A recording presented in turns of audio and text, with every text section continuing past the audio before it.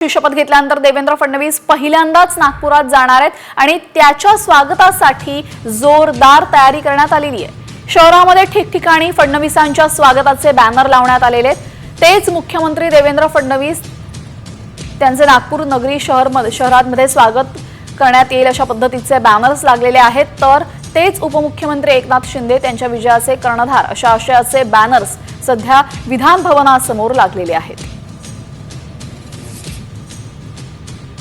महायुती सरकारचे मुख्यमंत्री म्हणून देवेंद्र फडणवीस यांनी शपथ घेतल्यानंतर पहिल्यांदा नागपुरात उद्या खरं तर आगमन होत आहे।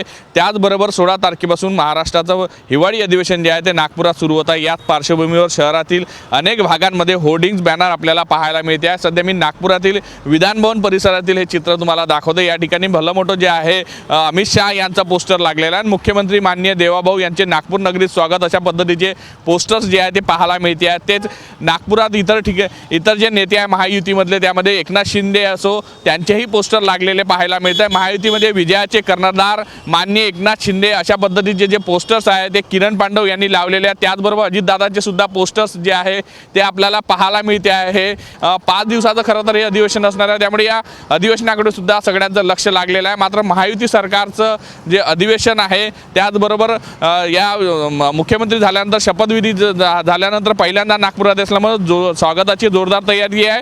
तेच मंत्रिमंडळाचा विस्तार सुद्धा नागपुरातच होणार आहे। व्हिडिओ जर्नलिस्ट सौरभ होलेसह पराग डोबळे, साम टीव्ही न्यूज, विधान भवन परिसर, नागपूर।